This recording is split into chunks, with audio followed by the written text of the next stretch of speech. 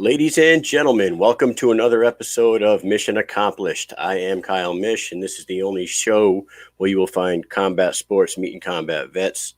I got a very special guest tonight. His name is Jon Fitch. He is a legend in the sport. Everybody knows him, and I'm going to bring him on right away. Before I do, real quick, I just want to remind everybody, like, subscribe, and hit the notification button. Keep on spreading the show. And let's bring our guest in. Bam. Mr. Jon Fitch, how are you, sir? I'm good, man. How you doing? I am good. Welcome to the show. This is Mission Accomplished. How are you doing, man? How are you doing on this hell of a day in the United States of America? Doing great, man. It's New Year. It's Wednesday. I've gotten my 3 days of workouts in. Feeling good. I'm feeling a little sore. I've been solid on my meal plans. Been forcing myself to get back into reading with a little bit less screen time. Yeah. We got a bunch of new toys for the kids for Christmas. So it's really easy to distract them and keep them off screens and play stuff. We got tons of games and board games and card games and all kinds of projects to build stuff. So it's like it's a really cool time right now this time of year. It's just I feel like we're gonna just play with toys until their birthdays and then carry that into the summer, hopefully. So how old are your kids? They're 6 and 8. 6 and 8. I got a 6 and a 9-year-old. So my kids are like, bring them over for wrestling practice. Oh, hell yeah, man. They love it. I actually bought one of those jiu-jitsu dummies for my 6-year-old because all he does is beat the shit out of his stuffed animals and stuff. So I figured. It's good. I got a big dog so that my little one now wrestles the dog all the time. Dude, so you're like super busy with like hip tossing him. But what kind of dog? He's given up some size now though. I got a Pressa Canario. They're a Canary Mastiff. So he's going to be 7 months in a couple days, and he's about 85 pounds. And he'll be probably anywhere from 120 to 140 when he's full grown. Oh shit! It's big. And he's like, they're like athletes, like super athletes, like giant weasels. It's crazy. They got these really long bodies, and the stuff that he can do is like it's pretty amazing to me for like how big he is. But he's still a puppy, so he's a klutz, so he smashes into stuff too. Yeah. So how many different podcasts and like shows are you involved with right now that you're retired? Because it seems like you're on all kinds of stuff.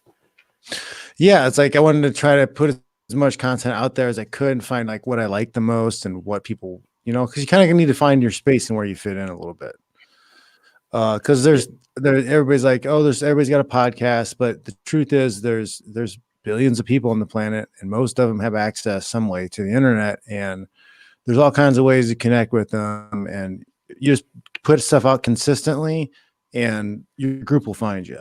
I saw that you had like a 4-hour episode for the New Year, right? New Year's, yeah. So we celebrated, the different time zones. So I started 10 minutes before the midnight in New York, so 9 o'clock, and then I went to the different time zones. And then by the end of that, I was drunk and I just sang songs. So I saw you playing the ukulele. Like a different, sort of extra hour. And then that's freaking up. All right, so let me see if we got anybody in the chat here. There's a lot of people that were buzzing to see you here. So this is Jon Fitch, 32, 8, 2, and 1, right? That's your pro record? Which is 8, 30, 8, 2, and 1. Yeah, that's right. 2 draws, one no contest. Yeah. Yeah. And many notable victories. You were kind of one of even though the American Kickboxing Academy was around like since the mid 80s, it wasn't until like your guys, right? It was really a kickboxing gym. It was really because Javier Mendez was an American, kickboxer. The guys, they didn't do leg kicks. They wore like the pajama pants and those stuff. So he was a world champ for them, ISKA.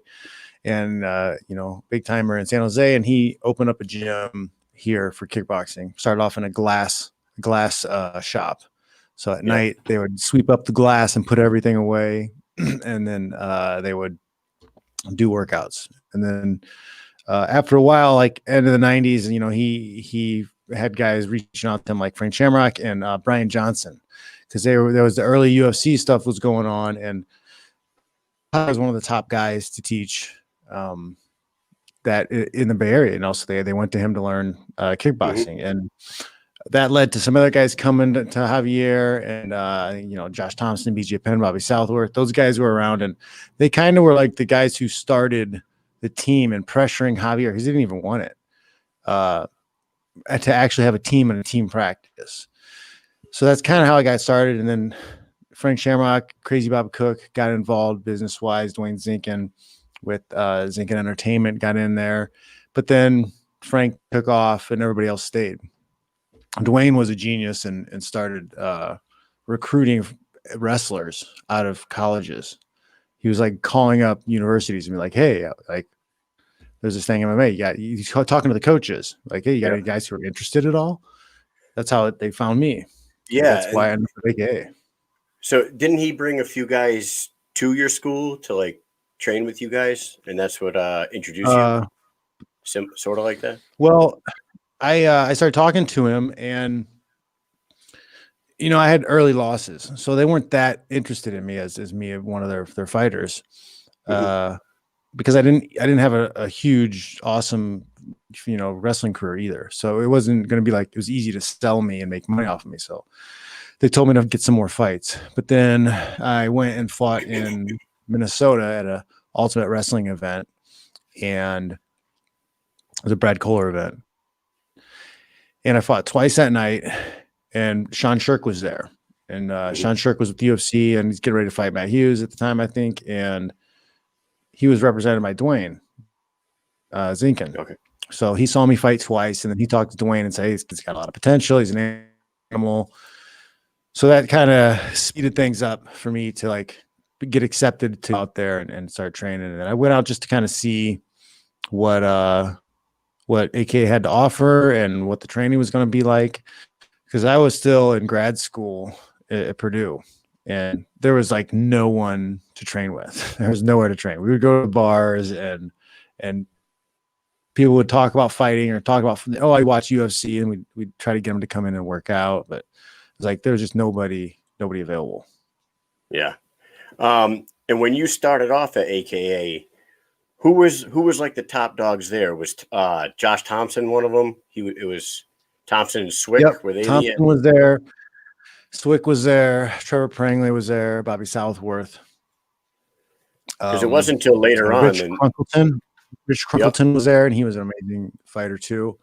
You know, there was times when Jake Shields would come into town, Gilbert Melendez would come into town because they weren't that far away. You know, there's a lot of good guys to train with. You know, we had Paul Bonatello, and there were so many guys who were.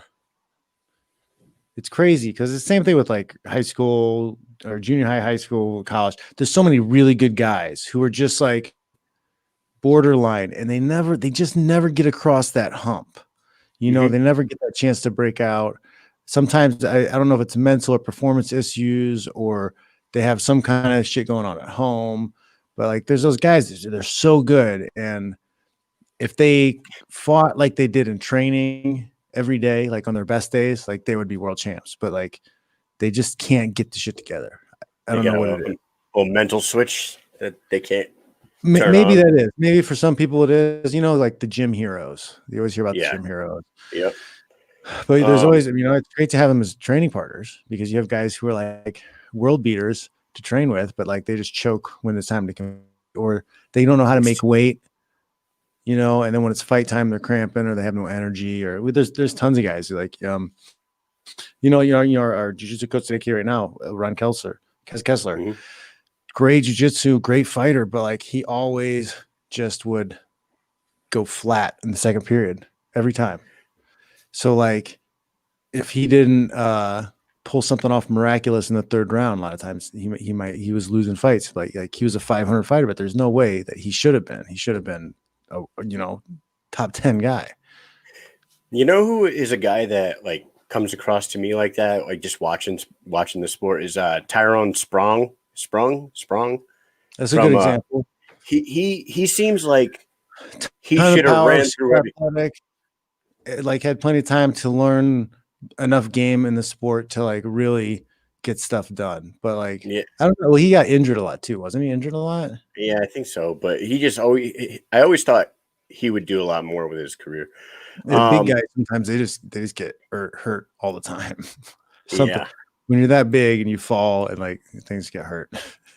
So a lot of people, you know how a lot of people sit around and they talk about like the goats and they talk about the greatest of all time and this and that, and it's always GSP as the welterweight. But I think everybody always forgets that there was about a 5-year stretch where like you were the other guy.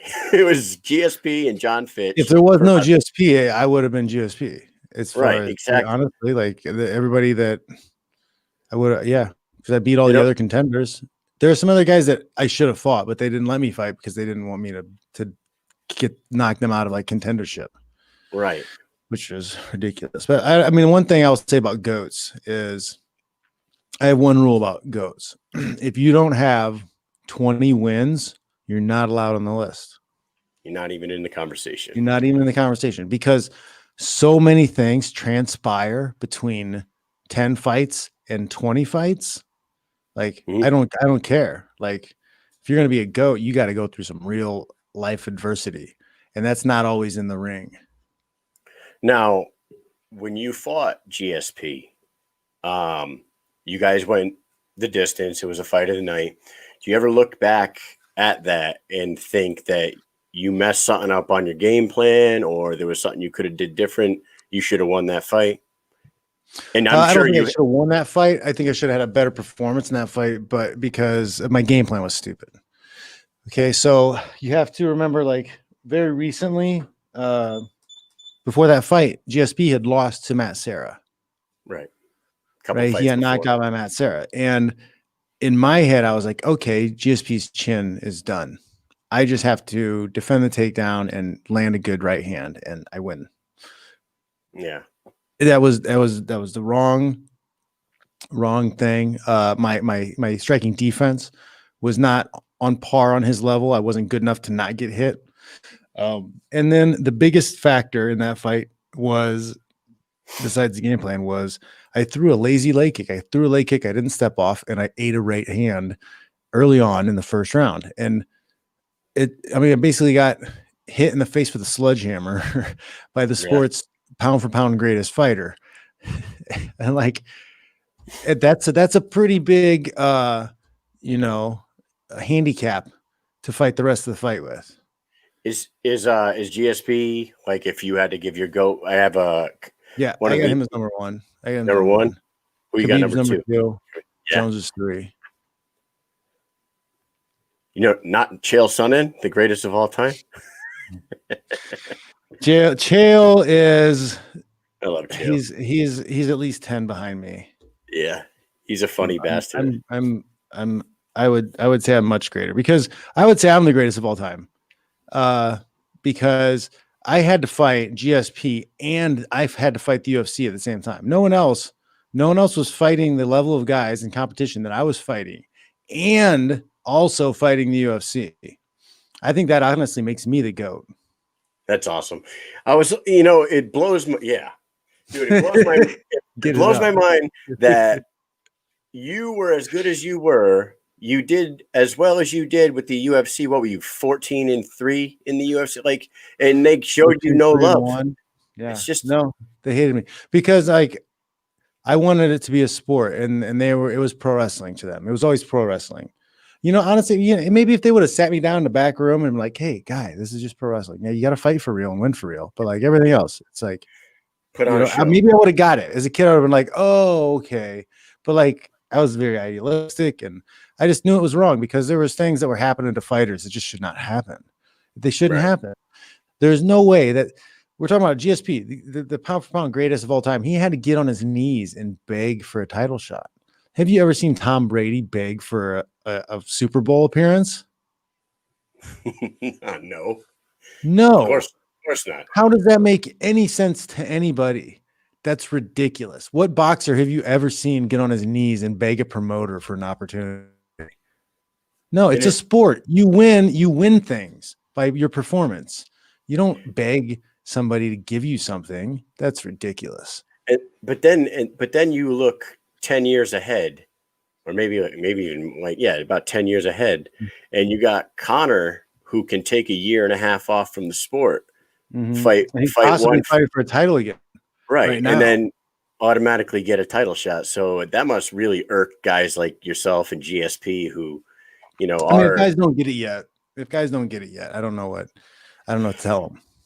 I wanted to ask you, and to be quite honest, like position now where the guys who are getting hurt the most and the most money taken from them are the guys at the top, because boxers make slightly more than MMA fighters, like at the lower levels. But like once you start getting to the marquee, whatever stuff, it jumps like ridiculous. Guys you've never heard of who are fighting 6th down on the card are making 6 figures in boxing, which is ridiculous. And boxing is struggling right now too. So, but they're not. They might. People think so. For 100 years, like you go back 100 years and look at newspaper reports, and they're all boxing's dead. Boxing's dead. Nobody watches boxing. It's all the same stuff that people say now. So boxing hasn't changed in that regard. Popularity, it took a little bit of a plateau in the 2000s because that was the beginning of the introduction of the Ali Act, and there was some things getting figured out. But it's gone up. Like world viewership for boxing is up, and it's way above MMA. Right? So maybe viewership is down, and people don't think it's popular in America, but worldwide, it's huge. Yeah. And that's why these boxers make ridiculous amounts of money. You know what I really think, and at the time when Conor and Floyd did their thing, we all us MMA fans thought it was like the coolest thing ever. But then afterwards, I don't care about circus shows like that. It's fine as long as there's also a sports structure. You can do both. But I think what it did was that turned a lot of the old school boxing fans that were still sticking with the sport. Like my father-in-law is like a diehard boxing fan from back in the day, and he loves boxing, and he's been watching it since he was a kid.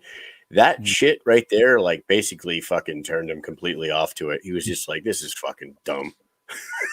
So I've got a few theories with boxing and everything that's going on with it. And I really think that the reason a lot of people have the opinion they do on boxing is not because of the sport and the way it's structured and how that the stuff happens. It's because of viewership.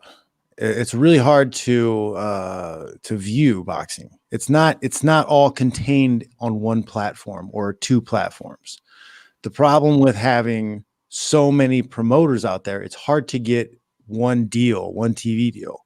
So like people like boxing in the 80s because in the 70s because it was on ABC and NBC and shit for free. You knew who all the top guys were because it was right there in front of you on one platform. Now, I mean, MMA itself right now, you gotta have like 10 different things and pay like $1,000 a month to watch every single fight. Right. That sucks. So like that splintering makes it harder to consume. So like if it's that hard to consume, you end up just being like, oh, this is garbage. Yeah. I wanted to ask you, when you left the UFC, your beef was more with Zuffa than the actual company than UFC, correct? Or is that wrong? Well, it's the same. The Fertitas, they created Zuffa. They bought UFC from the SEC. Right. And, I think it's right. SEC? No. I think I'm having a brain fart, but like the original SEG, the original UFC creators. Mm-hmm. That was the way that they acquired that organization was kind of shady in itself. Right.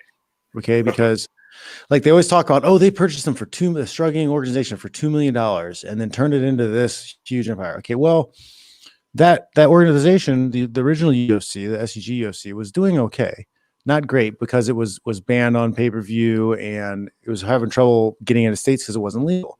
Well, they changed some of the rules and they got it to a point where it was a sport and they took it to Nevada to have it voted on to get regulated. Okay. So they did all the legwork. They paid all the money to get it ready for regulation. Not Zuffa, not the Fertitas, not Dana. The original guys did all that. Mhm. Then they got to the vote for Nevada, and Nevada said no, and nobody could understand why.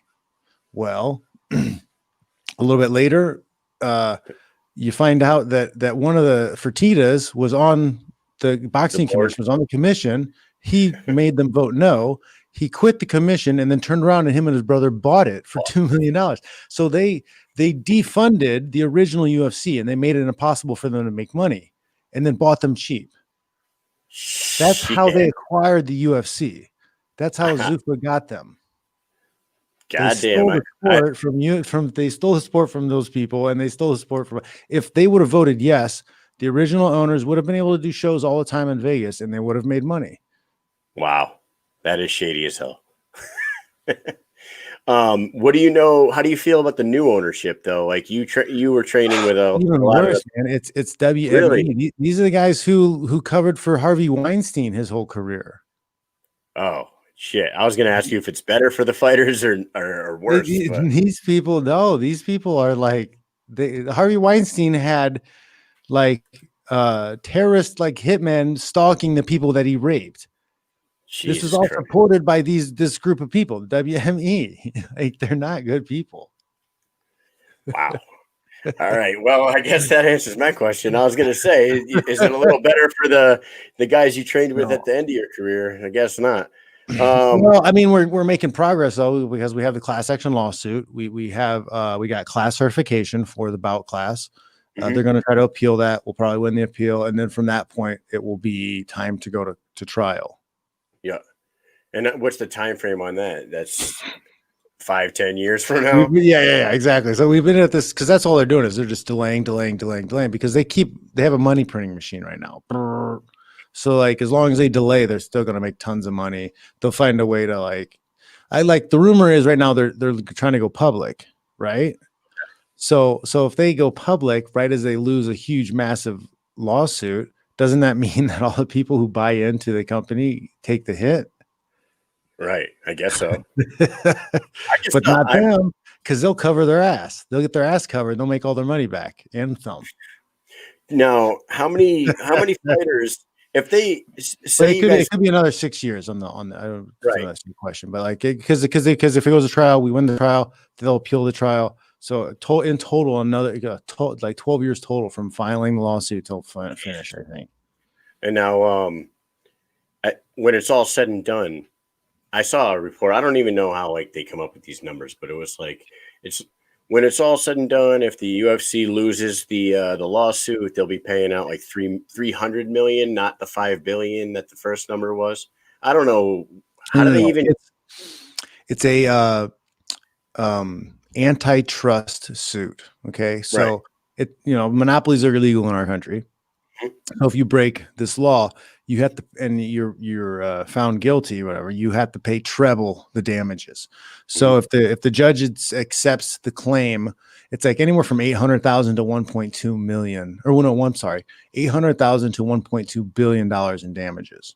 Okay, so if it's 1.2 billion, that's times 3 in damages that will be paid out. So that's 3.6 billion that would be paid out to the fighters who fought from, I think, 2010, 2017. Wow. And now, does that include fighters that are still fighting right now, or is anybody who fought? There's a time frame. There's anybody who fought from this time frame. It's a certain month in 2010 to a certain month in 2017. And if you had 1 fight or 10 fights or whatever, like you're included in the class. Man, I hope you guys win, because that'd be a hell of a payday for some guys. But it's sad because it's a fraction, because it's an estimate, because the economists, what they're doing is the economists look at all these other sports. They look at the comparable sports in fighting, and they look to see like what would the average pay, what it should be, what they should be making compared to what other sports are making. So like a lot of the predictions are somewhere around 60%. Yeah. But I feel like that's massive underestimation, because like some of the guys should have been probably at 80%, and then some people probably should have been closer to maybe 20%. Right. Well, what was it like? What's the difference between when you were fighting there, and then when you went to WSOF and PFL and Bellator, like, Well, I percentage? mean, things changed at the UFC from when I started fighting them till the end of when I started fighting them. Not only their treatment towards me, but the behavior of the people who worked for them. Because as I started going out, they were already prepping for the sale, but no, they didn't make that public. I had a feeling, and some other people I knew had feelings, but the staff and people that worked for them were very like skittish because lots of people were getting fired. People who were there for 10 years or so were getting replaced. People who were there with the original company and shit were getting replaced, and replaced with like interns, unpaid interns.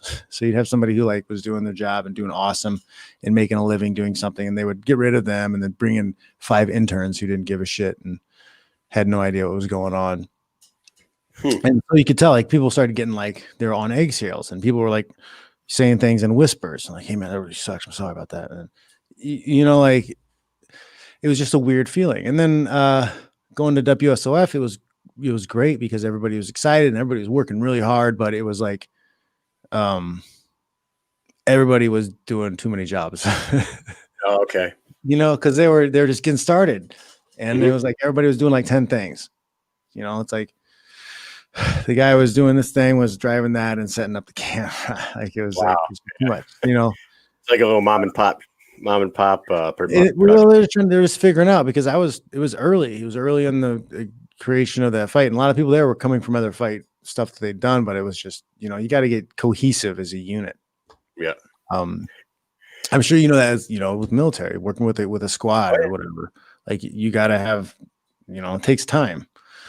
Yeah. So you also got to have people that know how to delegate the jobs. And you might have those certain people that want to do too much on their own without using their resources. So, you always got to find your leaders. You got to and let them lead. You know what I mean? Yep. So, exactly. I wanted to ask you this. So you trained with Khabib, right? Yep. And I'm assuming you spent many hours in the gym with him. Do you see training, man? Those guys are fun, man. Very serious, but like dry humor. They make jokes. Right. Sometimes you don't get it. It's very. But like, man, they push hard, and then like they like to have fun and joke around after the hard training is done. Yeah. Do you see anybody that is out there right now, like in the top 10 in the UFC right now, that you look at this guy and that you think that if you spent a camp with him, you can get him to beat Khabib? I would think that. I don't know. No, because I haven't trained with any of those guys, so I don't really know. What they're capable of. Because like you like, okay, before Khabib and the Gaethje fight, okay, that would be kind of like, oh yeah, well Gaethje has wrestling background. Well, he's somebody maybe I could work with, and he would grow and be able to deal with Khabib. But then watching the fight, Khabib mauls him like a bear, and I'm like, I could work with him for a year and develop his technique to a point, but like I don't think he has the strength to maintain what he has to do, and he's probably going to get overwhelmed by the 5th round. Right, and everybody says like Khabib's like the strongest 155 pounder ever. It's just relentless pressure. It's like the ocean just keeps crashing on you, and like, yeah, man, like it's a psychological fight as well as a physical fight, because you have to sprint until you're free. When you're on bottom or you're in that clinch or whatever, and then from there you got to be calm, cool, and collected to like get your shit off without panicking or being afraid of getting taken down and having to do it again. But that's one of the hardest things. Like you do get back up, and like it's in your head. Oh, if he grabs me again, I got to do that all over again. Where I watched that fight, the Khabib and Gaethje fight, I found out that our unit was doing our yearly weapons training, our weapons qualifications, the weekend of that pay-per-view. So I was like, motherfucker. I'm like, God damn it. We're going to be up in Massachusetts at a fucking range, and I'm going to miss the biggest fight of the year. So me and like 6 other diehards pulled it up on my phone, and we were out at the range because it was at 2 p.m. because they were catering to the Yeah, Middle East. Yeah. yeah. So everyone's cleaning their weapons and cleaning up like we had finished firing. So we're cleaning our weapons, but it's like 6 idiots this close to a phone out at a range cleaning M4s. But we got it, man. You got to do what you got to do. You gotta do what you gotta do.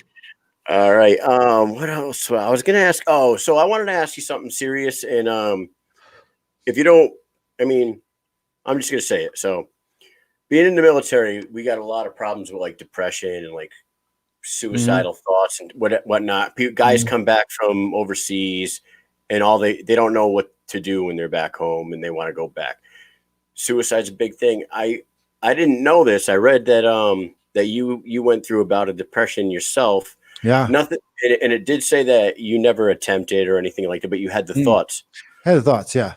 Um, I I mean, was gonna ask, like, what did you like? How did you cope? And like, do you have any words of advice to yeah, anybody? It doesn't have to be a like soldier one of or the anything. big problems was that, I'm going through stuff with the relationship, and then you tend to isolate yourself, Yeah. and I was moved, and I was in a different state. So I didn't have a lot of like, normal people, not normal people, but my regular people that I was around weren't around. And like, uh, sometimes I really wasn't good with the phone. I'm still not that great on the phone, like calling, reaching out, Mhm. terrible with it. So like, that's one of the biggest things is, just like isolating yourself. If you're isolating yourself, you're not being around people. That's a problem. Mhm. That's a big problem. I was in Syracuse, New York for a little while, and there's just nothing to do. And I think I was drinking too many of those micro brews or whatever. Yeah. I don't think that was good either, you know. But yeah, man, I think just being around your crew of guys, having some group of people you can just talk to, bullshit with, bust your balls, be Mhm. guys with. I think it's important that you maintain that. And I think that's one of the common things I hear with a lot of guys who are in the service is like they're away with their crew, Yeah. and then when you get that taken away from you, it's like you're removed from your pack. Like, whether you want to recognize it or not, but like we are pack animals, and we're drawn together, and we need our people. So you need to find a way to reestablish your pack when you come back home, and luckily we do have technology where you can at least digitally maintain relationships with some people. Mhm. um but yeah, you need to find just people to spend time with. Don't isolate and always be alone.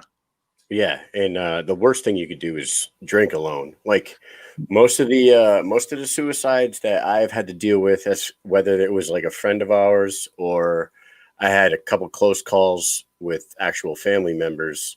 Thank God nothing happened. It was a close call. Booze was always involved, and isolation was always involved. So Hmm. that's very good advice. I'm glad you said that. I try to put the crisis hotline across the bottom Yeah. for all the troops out there that might be struggling. But yeah, that's very cool, man. There's I'm no doctor, but there has been also a lot of research done on like psilocybin and people that have PTSD Yeah. problems with that. There are places that are decriminalizing it, and there's more studies done on it. MAPS, I think MAPS. You can look into that organization. They do a lot of studies on that. I think they also do studies with MDMA and treatment to treat depression with that too, PTSD with that. Well, So I mean, they're natural things that occur in nature already, and they're like guided treatments. I think there's a lot of promise. I could tell you that someone very close to me was going through some serious PTSD issues, suicidal thoughts and whatnot. And that he would go through the VA and he would get put on all these different antidepressants. They would just pump him full of drugs, Yeah. and it would Yep. fuck him up worse than he was before. Mm, After a couple, close call scares, he got off all that shit, and it was medical marijuana that was the go-to cure, mhm. like not cure, but it was the one thing that like leveled him off and turned him Level 'em back out a into little a bit. Yeah. normal human being. And now he's doing great. You know what I mean? So Mhm. people need to open their minds a little bit. Yeah, Um, Man, we have this brainwashing within our country about trusting the experts. But like, Right. who made the experts and why? Like the experts told us that, 9 out of 10 doctors smoke Camels. The experts told us the food pyramid was what we should eat and how we should do that. The experts have told us about weapons of mass destruction. There was a lot of experts have made a lot of mistakes. So Right. um I mean, like with psychology too. It really irks me because there's a lot of stuff that just seems like it's kind of like not helpful with psychology, and it's a relatively new thing, new phenomenon. It's Right. not. It hasn't been around that long. Psychology hasn't been around a long time. So, like, to me, it's an experiment. Hmm. I mean, what if they're wrong? What if Yeah. What do these they things know? are telling you? Like, to me, if psychology really was right and like the treatments all worked and were great, like we would have less mental disease and less anxiety, and people would be less effed up mentally, right? We would have less suicide. Wouldn't that make sense? Am I out of line thinking that? Not at all. We So got a like, guy in the you got a guy in the comment section right now. Actually, one of the co-owners of Killfoot Clothing, one of my sponsors, a veteran-owned company. He's a veteran himself. It says VA had me on a scary amount of meds, which is fucking ridiculous. That's their thing, was they just pump you full of them. yeah, And okay, so this might make you bad. I was having neck pain issues, right? I have yep. like a stenosis, so like a couple of my discs are pinching a thing. And I went to a doctor. It was like my third doctor, and he's like, "Oh, well, I can give you something for the pain." And then he gave me this prescription. I went and picked it up, took it home.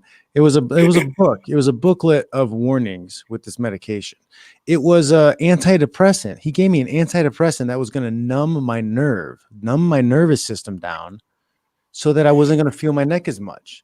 And Yeah, right. I was like, what, are you kidding me? And it was like all these disclaimers and all this stuff, like suicidal rages and all like, like all these like warnings that could happen if I take this. I was like, are you kidding me? I threw it down the disposal, man. Like I dumped Right. the whole bottle. It was nuts. I couldn't believe for neck pain, this guy wanted me to take like antidepressants that could possibly lead to homicidal rages. Get out of here. Yeah. He's an expert. He knows what's going on. Oh man. It's fucked up, man.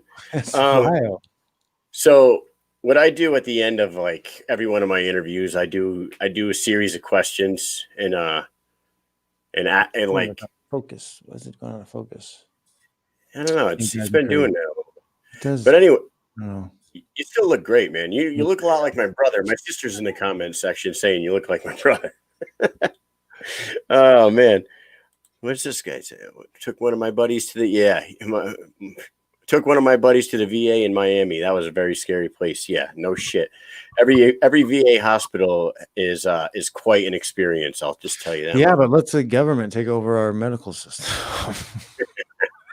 You're Who, doing such a who great, you're doing so knows if great we're with gonna have the VA. after today? Who knows what the government's going to be like? Jesus Are we going Christ! to have it? I don't know, man. I don't know what's going to happen. I mean, we've been protecting it. Me and a lot of the circles, people I talk to and stuff I've been reading, we've been predicting a downfall since 2000. Like, we were like, all this stuff is like, yeah, we said this was happening. And then Oh people yeah. are still acting like nothing's going on. I don't know, man. It's wild. Well, you talk to like certain guys. Like my brother was a former Ranger, sniper, fucking crazy man, and I asked him, dude, what would be your dream job? He goes like, for a civil war to pop off. I'm like, Jesus Christ, really? I'm like, right. Come on. So like I read this. Oh man, I read this book. It's kind of goofy, but it's like called Bronze Age Mindset, and he talks about how like just uh, in that time period, everybody was just a savage. Like the poets, would duel and kill people and like fist fight. Like those were the artsy fartsy guys. You would have legions and generals and people who would just take off with the soldiers and hey, let's go conquer some shit. Let's just take this. And now we own it. Now it's ours. Like that was like a common occurrence. A band of teenage boys would go off and just go take and rob and pillage something. I'm not saying these are good or bad things. I'm saying this is like part of like human Well, nature. And that's been kind of like muffled and stifled for a long time. And I was like, what if that's a piece of who we are and it comes back? you know what?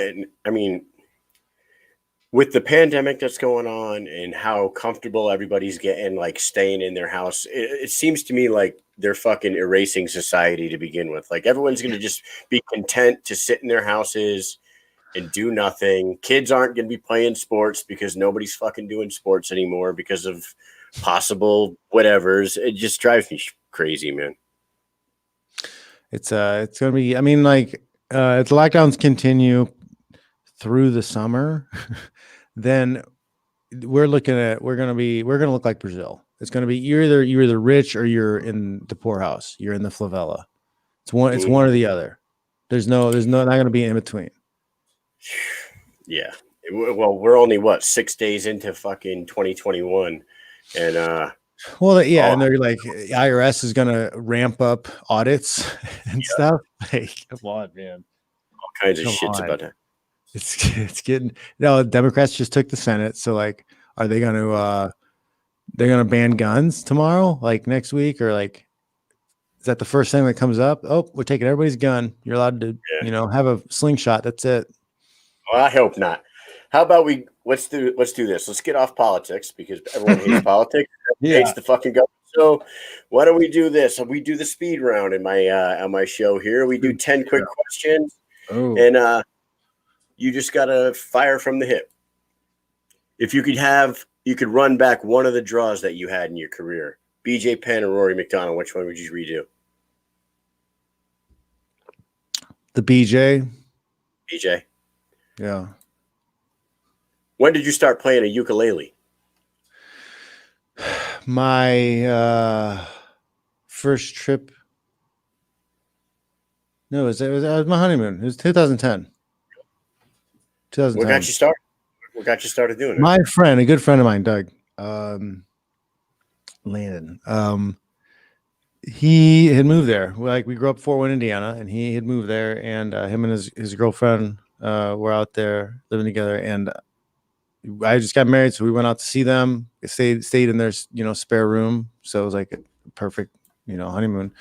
And I'd been trying to play guitar for a long time, and it's just too many strings, 6 strings, too many. Like I had a hard time doing it. And he had a ukulele, and he showed me like 4 chords, and I picked it up pretty quick. And like you could play like a few songs with 4 chords. Like, no, I was like, this is amazing. So I could already, it's fun to like play and sing songs. You don't have to be awesome at it, but it's just fun to do. So I bought a cheap one there and played it for a year, and then after a year I could play Under the Bridge, the intro, pretty well. So I was like, you know what, I've done this enough. I'm gonna get a nicer one. So I leveled up, and now I have like 4 ukuleles. Awesome. But yeah, it's fun. I mean, self-taught. I mean, I watched YouTube videos, and I subscribed to this Ukulele Underground for a couple of years. It was if anybody wants to it's good for brain health. It's good, man. It's better than playing video games, guys. Yeah. Take an hour a day that you play video games, stop and play ukulele. You played a lot of it on your New Year's program. That was it was like a marathon. Yeah. Part of the reason I do it on my podcast and stuff though is it's because it's embarrassing. Like I want to force myself to do something that's like fucking hard to do, and it's embarrassing. I'm not like, oh, I'm awesome. I know I'm not good, and I mess up a lot. It's embarrassing. You're actually good on it, yeah, for sure. I'm not terrible. I'm getting better, but like, no, I do make a lot of mistakes. I'm not a musician. I say I'm not a musician. I'm a technician. Like I'll learn how to do it and I can copy it, but like I can't hear music and be like, oh yeah, I'm gonna do that. All right. How about if GSP and Khabib were to fight, who wins it and how? Well, that's a very nuanced question because at what weight and at what time frame? When at both peak and then the weight still matters. No, I'm talking this year. Let's say if it happens right now, that happens this year at 155, Khabib wins because I don't think GSP can make 155 and be strong and still fight. I was going to say catch weight. At 170, I think Khabib can beat him at 170 because GSP's old. GSP, well, He is sort of. He's a year younger than me, so he's not that. I'm sick compared to Khabib. Hey, I'm old. This was not one of my questions that I had for you, but I wanted to ask you, what's a toke stone? And I don't have any in my. They are okay. So I use cannabis. My friends use cannabis, and we smoke joints a lot. So you put your joint in the toke stone, and then it makes it easier to pass it around because you pass the stone around. But even better in COVID, everybody can have their own toke stone, and then put the joint in their own stone, and then pass it. So it works out for a medical reason now too. Okay, I thought it was But also because I've had guys in our smoke circle who like slobber on Jay, right? You know what I'm talking about. You know who you are, guys. Yeah. So like you get the toke stone and you pass the toke stone, you get some spit on the toke stone, you can wipe it off. Oh, I totally would have thought I thought you were going to say it was like a bowl made out of a stone, but I've done that too, though. I've made bowls that are just out of the stone.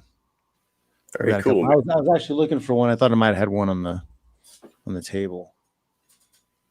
I know some people that might want to buy a toke stone now. Go to jonfitch.net. I have a store and I've got some of my toke stones up. I also have the Stones Company, the Stones Company with an S on Instagram is pictures. It's all for all that stuff. It's on there. Awesome. I know that you're retired. You're fully retired from MMA, but could we ever see you in like Submission Underground or possibility? 80? It's a possibility. I got to get back regular into the gym. I got to get my schedule kind of set to where I can train. Yeah. And you know, I feel because my neck has been feeling great because I haven't had anybody pull on my head and choke me for a long time. Nice. Beer, wine, whiskey, tequila, whiskey. Is that what you're drinking right now? Yeah, I had a little Islay Gold. Islay Gold. Scotch. I've been getting into Scotch the last year since COVID started. I actually had I got to get back to it, but I had a podcast on Rockfin live stream that I was doing called Cauliflower and Cocktail Hour. And I would take a bottle of it was justification to drink during the day during COVID. I would take a bottle of liquor every week and I would research it and find out like how they made it, where, you know, everything about the brewery, whatever. And yeah, I would drink and taste it and talk about it. It was fun. That's freaking awesome. All right, so I got some fan questions. It's driving me crazy. All right. This comes from Bob Beauvais. He says, you fought in all the big companies. Can you give a quick opinion on each one and what was the biggest differences? I mean, you could probably go like I said, I mean, the size of UFC changed throughout the career as it grew. They became colder and more about the money. I think that's what it felt like. And a lot of it was BS too, because at the beginning they told us like, oh, we're all in this together. We're all building this together. We're all this for the guy. We're all doing this together, guys. And then they made $4 billion. Like, fuck you. Yeah. But yeah, but then WSOF, they tried really hard, but like I felt like they just couldn't get stuff together and were a little bit unprofessional to me. And they breached a contract with me, and I wanted out. And I just you know, I'm not cool with people breaking deals and not doing like what they weren't going to do anything. They were going to compensate me, nothing. It was like, well, sorry, we broke our deal. Tough. Like no. Like, pay me the money you owe me, give me the fights you owe me, or like release me. This is ridiculous. And then Bellator was great. It was awesome. Other than, you know, the shitty decision, I think my experience with Bellator was awesome. I really enjoyed myself. They did a great job promoting. I had fun. You know what's what's the shittiest about that decision was that like honestly everyone thought it killed a great story. Right. Everyone thought Rory was the old guy, you know, in his last run. I could have, you know, went to the finals. Even if I didn't beat Lima, it would have been an amazing like underdog. Like people would have got behind it. They would have made a lot of money. Yeah, I think you won that, and I think a lot of people think you won that, and that I circles all think the way I think back to Rory how thinks I won that. yeah, I think it just goes back to how shitty judges are, and I mean, that's a whole nother podcast. Well, I honestly I don't blame judges as much as I blame the fact that there is no criteria. There's no scoring criteria. There's no like how do you win? It's like, Right. oh, aggression, ring generalship, uh, ground control, striking, and I don't even what I don't know what else. Damage, is that even one? No, I don't know. But like there's like some point. There's no description. Like Mhm. in every other sport, every other game, every board game you've ever played, there's a rules card, right? And an Yep. idiot off the street can read the rules card and tell you how to play the game and can show you who the winner is Mhm. perfectly every time. Yep. Right? Shouldn't that be the same with this? I just don't feel like there's tight criteria, and I think they do that on Uh-oh. purpose because I'm losing. they I'm like losing. it when judges get it wrong. You froze, John. I could still hear you, but your face is frozen. Yeah, Oh, there you are. yeah. You, I got a little evil. I hear you, but you're okay. Are you Yeah, I there? got a weird connection there for a second. We'll just get right through these last couple questions. How hard? This is from John Naples. He says, "How hard did BJ I'm Penn hit?" here. Can you hear me? Uh-oh. Okay. John. And I don't. He didn't hit hard. I don't believe EJ hit hard at all. He did Oh catch me no. with an elbow, a clean elbow. So BJ didn't hit hard, but he hit me with a clean elbow in the nose, and that um But in comparison connection. I to got a bad connection yeah, all of a sudden. yeah, you're getting back. You're coming back. There you are. Okay. Um, Yeah, no, yeah, damn, I was saying with DJ, damn like tech. he didn't hit hard, but his he did catch me with a clean elbow, square in the nose, made it bloody. Yeah, but as far as like him compared to the rest of the welterweights, he didn't hit any harder than anybody, right? No. No. Number 8. This came from Aaron Lopez, a fellow fighter. He says, "How long did it take you to go from amateur to pro?" So I fought in the old west. So I fought pro first. And then Oh, I did a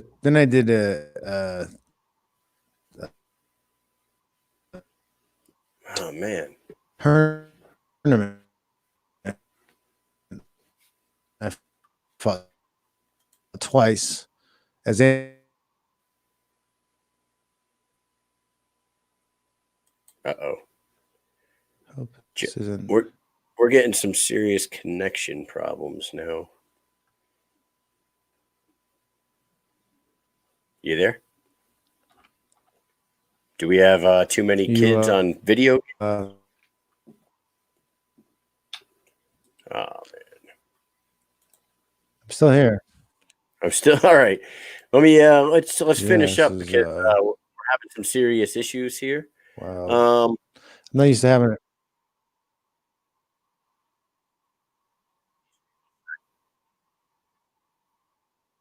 super awesome.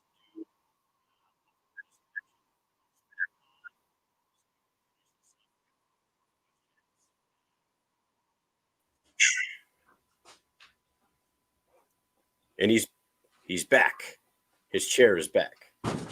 Okay. There you I don't are. know what that was. It's That's all right. okay.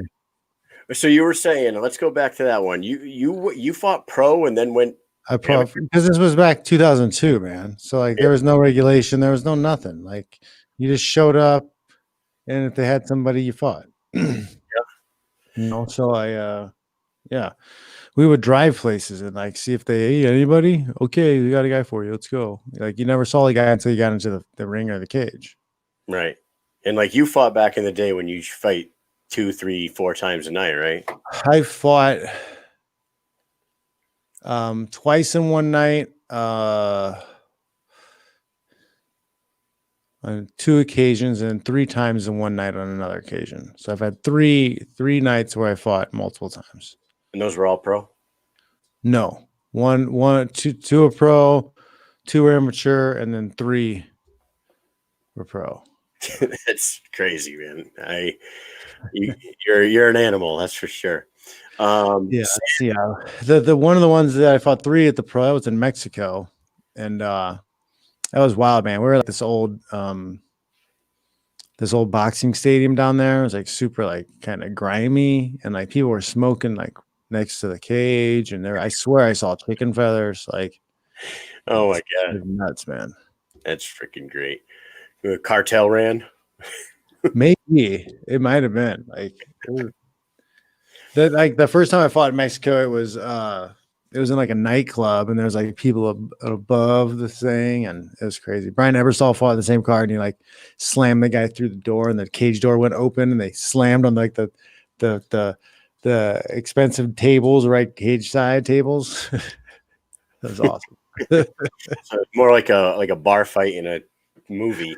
It was like a movie, because like it was a nightclub, and like they did like shows and performances there. So like there was this big stairway that went down to the cage, and up the top there was this big platform that rotated. So you'd get on the platform and it'd rotate, and the lights would come on you, and you'd walk down.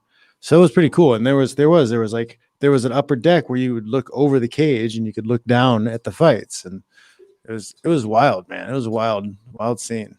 So they knew how to put on a show, even though it was like that was better than some of the stuff you see now, man. That was pretty cool.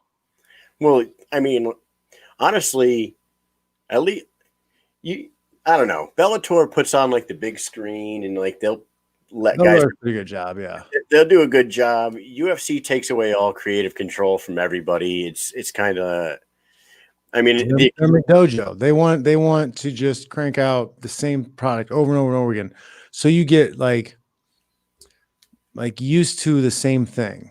Mm-hmm. So they just want to be able to crank out the same bland garbage all the time, and you just keep consuming the bland garbage. Oh, it's a fight. Just watch the fight. Just watch the fight. Mm-hmm.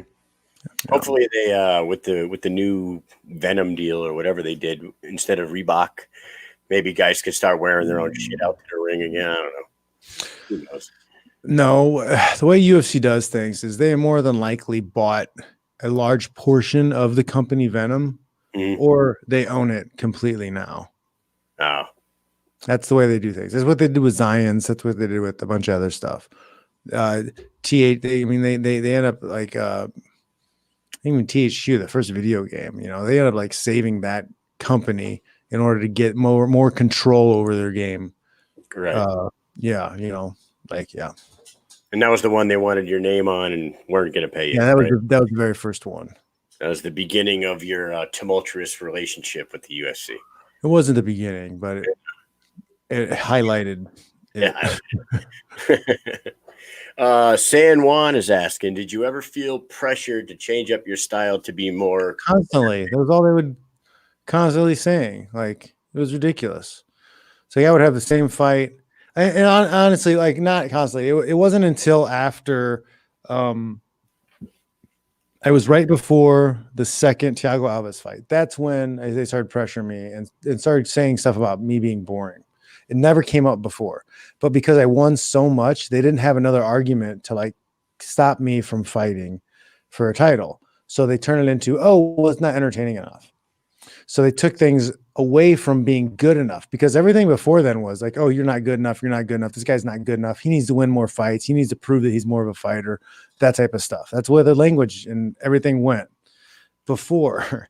And then at that point, they realized, oh, well, shit, we can control things even more if we turn this into entertainment versus like a skill thing. It's not how good you are. It's how entertaining you are. Which is crazy to me that they were like that with a person like yourself. But GSP was there at the same time as you, and he used to. They already had him. Remember, they run it as pro wrestling. So if they already have that character, they didn't need a clean-cut white boy who could wrestle. They didn't need that. They already had him, and they had Matt Hughes. So they had the old version and the new version. They didn't need another new version. If I would have dyed my hair pink and then started acting like Colby Covington or some crazy shit, get a shitload of tattoos then I would have been a different character. They would have pushed me more. I see that now. Yeah, that makes at the time, this is a sport. It should be about honor, respect, and it's business. It's all about money. No one cares. Jesus. Good answer. All right. And the last question, I ask everybody this, but I should probably change this up because there's a new season out. In the Karate Kid Cobra Kai saga, are you Team Johnny or Team Daniel? I have not seen any of season 3 yet. After 2 seasons, Team Cobra Kai, but there's some definite problems that have arisen now that I'm like, 70-30. 70. Well, 70. I have not seen the third season yet either, but I keep like seeing some spoilers here and there, and I got to get on that. I've been good avoiding them. All right, man. So for everybody that's watching and gonna tune into this, where is everyone gonna be able to see you? I know you got like 19. Best thing to do is go to jonfitch.net. I've got everything linked to there. And you can also sign up for the newsletter. And I have updates and all the other stuff. I got like courses and things I put up on Gumroad where I teach technique. And I have a resistance band training course up that's for free. So you can, lift while you're at home with your training, your elastic bands. And I got like a neck care thing too for free that if you got neck issues, because I had neck issues for a while, and I went through like a 9-day program that helped like my neck a lot, so I share that with everybody. And then I also have a free kids wrestling course. It's just like 5 movements and a drill that can do together. You can make them do that and yell at them, and that's all on Jon Fitch. It's all on Gumroad, but you can access that stuff through jonfitch.net, my Instagram, Jon Fitch Smash. I got links on there for my link tree. And then, jonfitch.net is my Twitter. I'm going to check out that neck video because my C4, C5 is bone on bone right now. And yep. I get numbing in my hands all the time. And I know it's from... Need some decompression and we'll diet too, because you're probably eating foods that increase inflammation, and then you're not putting the nutrients you need in your body to build the tissues back that you need to like give you some relief. Dude, you're like a Renaissance man, Jon Fitch. I just learned stuff and I decided to share it. That's awesome. So I will check that out. I'll check out the wrestling video with my kids too, and my little one will definitely choke the shit out of his wrestling. Well, it's just like a intro to like some defense stuff. So you don't even need like a mat or anything. You just need some space to move around, down, black, penetration step stuff. Just some movements. Start working. Very, very basic. Perfect for the same stuff I still do today. When it's time to go and wrestle, guess what I'm doing? Same exact drills, same exact movements. I warm up the same exact way I did 30 freaking years ago. So that's awesome. We went an hour. Holy shit. I kept you for an hour. I'm sorry if I took you away from anything. No. Thank you so much for coming on, man. I appreciate you. Awesome, man. Thanks for having me. And maybe we'll talk again sometime. Cool, man. Awesome. Reach out. All right. Thanks a lot, John. Have a good one. Cool. See ya. Take it easy. See you guys. Bye. Wow, Jon Fitch, the man himself, legend, a legend in the game. He fought them all. He beat them all, most of them at least. And I appreciate him coming on. What a hell of a dude. Before I let you go, I got to tell you, you got to check out Holding Hands Massage. They are VA accredited company. They will go alleviate all your pain, neck pain, back pain, leg pain, all that nonsense. Go see Jackie Holden. And also check out Kill Foot Clothing.